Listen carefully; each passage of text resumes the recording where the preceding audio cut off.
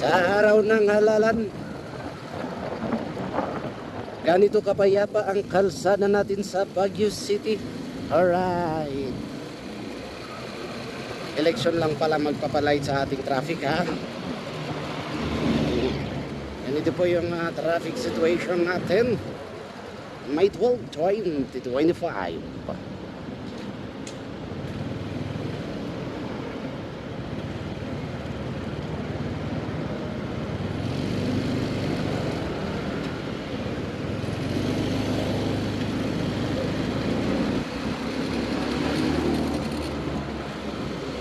Baguio pa ba ito? Araw po ng halalan yan, mga Sir Idol. And yung laging punong kalsada natin na magsaysay. Tingnan nyo naman. Pati bulaklak na mo mukad ka. Alright. Election lang pala magpapalight sa traffic natin, ha.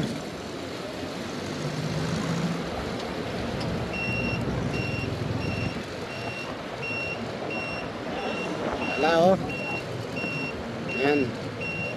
Ganito po yung ating naging traffic situation dito sa Baguio this election 2025 May 12. Kung ganong kapayapa ang kalsada, ganon din po ang ating halalan.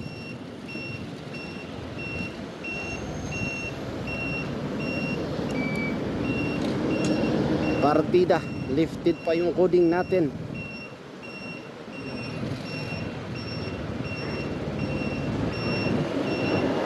Lifted po yung coding natin, ganito yung situation. Alright!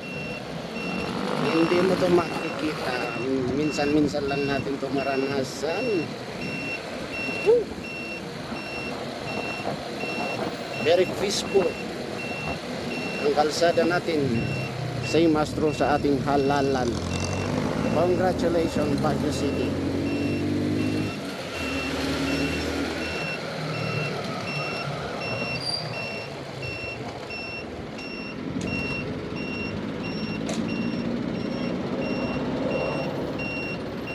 Nagamit nyo na ba ang mga boto nyo? Sayang naman pag hindi nyo ginamit yung mga vote ninyo.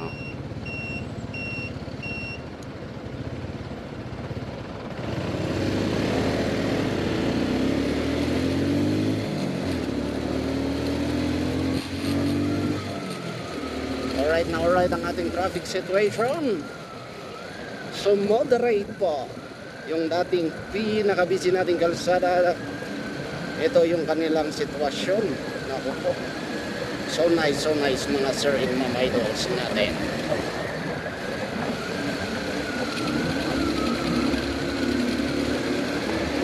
Ganda.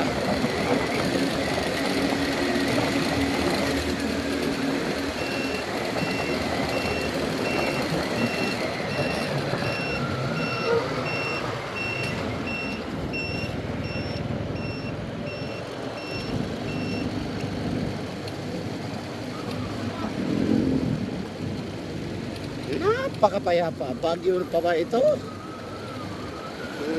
Nakakamiss, ah. First time nating maranasan ang ganito dito sa Baguio City.